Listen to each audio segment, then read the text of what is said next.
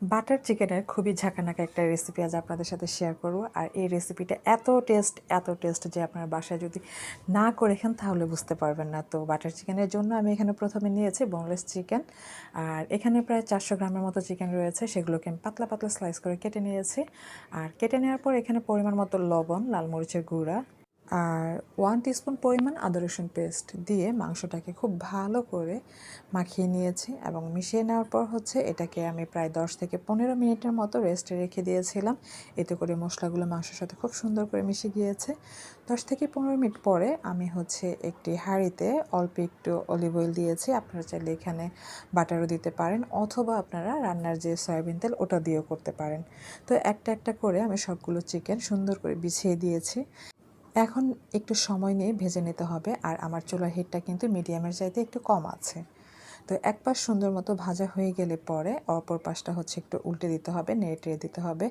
আর চিকেনটাকে কিন্তু খুব বেশি ভাজা যাবে না, এতে করে দেখা যায় চিকেনটার যে জুসি ভাবটা, যে রসালো ভাবটা, ওটা কিন্তু থাকবে না।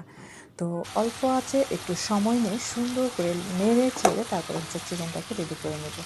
আর অলরেডি আমার চিকেনটা হয়ে গিয়েছে। এখন আমি চিকেনটা তুলে নেব এবং একই হাঁড়িতে কিন্তু আমি আমার বাকি রান্নাটাও করব। তো এখন আমি এখানে দিয়ে দিয়েছি হাফ কাপ পরিমাণ পেঁয়াজ কুচি। আর পেঁয়াজটাকে একটু নেড়েচেড়ে ভেজে নিচ্ছে। এখন এর মধ্যে দিয়ে দিব বাটার চিকেনের সেই স্পেশাল বাটার। তো এখানে আমি কতটুকু বলবো, 1 টেবিল স্পুন পরিমাণ হবে বাটার দিয়েছি। বাটারটা দিয়ে পেঁয়াজটা সুন্দর মতো ভাজার পর এর মধ্যে দিয়ে দিচ্ছি প্রায় 3টা বড় সাইজের টমেটোগুলোকে আমি কিউব করে কেটে নিয়েছিলাম। এর মধ্যে দিয়ে দিচ্ছি 10 থেকে 15টা কাজু বাদাম। বাদামগুলোকে আমি প্রায় 30 মিনিটের মতো পানিতে ভিজিয়ে রেখেছিলাম। একটু সুন্দর করে ধুয়ে পরিষ্কার করে এর সাথে ভেজে নিয়েছি। হাফ টিস্পুন পরিমাণ রসুন কুচি আমি এর মধ্যে দিয়েছি। এখন সবগুলো উপকরণকে একটু সময় নিয়ে ভেজে প্রায় 3 থেকে 4 মিনিটের মতো একটু কষিয়ে নিয়েছি। তারপরে 1 কাপ পরিমাণ পানি দিয়েছি। আর এর মধ্যে আমি স্বাদ মতো লবণ, তারপরে চিনির পরিমাণ আমি এখানে হাফ টেবিল চামচ পরিমাণ দিয়েছি হাফ টিস্পুন পরিমাণ গরম মশলা পাউডার, দিয়ে দিচ্ছি 1 টিস্পুন পরিমাণ লাল মরিচের গুঁড়া। আপনার যদি লাল মরিচের গুঁড়াটা ভালো থাকে তাহলে দেখবেন যে খুব সুন্দর একটা লাল টকটকে কালার হবে। আর আপনাকে আলাদা করে কোনো আর্টিফিশিয়াল কালার কিন্তু এখানে অ্যাড করতে হবে না। তো এখন এটাকে আমি ঢাকনা দিয়ে ঢেকে মিডিয়াম ফ্লেমে প্রায় 15 থেকে 20 মিনিট রান্না করব। তো আমার রান্না হয়ে গিয়েছে। আর আপনি নিশ্চয়ই খেয়াল করেছেন যে একদম মাখো মাখো একটা ভাব চলে আসছে। এখন এগুলোকে আমি একটা ব্লেন্ডারে ব্লেন্ড করে নিব। আর একটা স্ট্রেনারে একটু ছেঁকে নেব, এতে করে টমেটোর যে আঁশ বা বিচি আছে এগুলো এক্সট্রা থেকে যাবে এবং অরিজিনাল পিউরিটা নিচে পড়ে যাবে।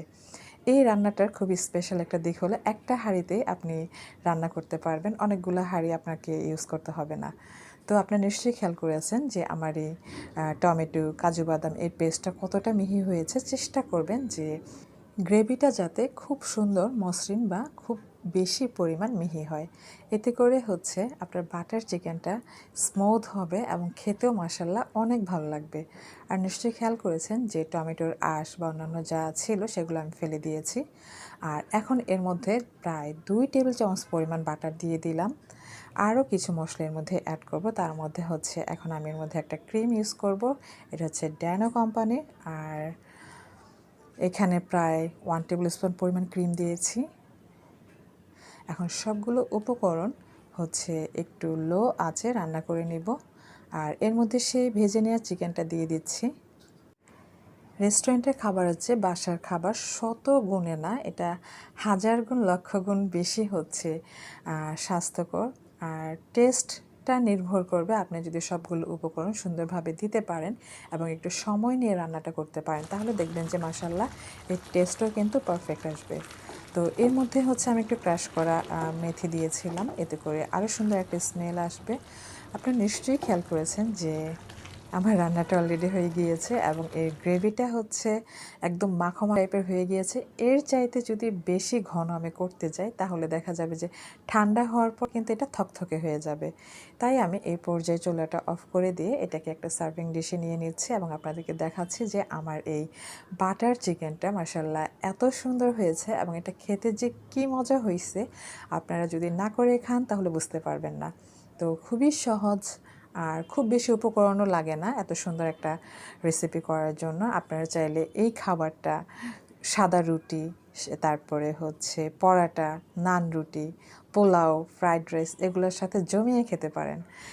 আশা করি আমার এই রেসিপি আপনাদের কাছে ভালো লাগবে। যদি ভালো লেগে থাকে তাহলে আমার চ্যানেলটি সাবস্ক্রাইব করবেন, লাইক ও কমেন্ট শেয়ার করে আমার সাথেই থাকবেন। ভালো থাকবেন সবাই।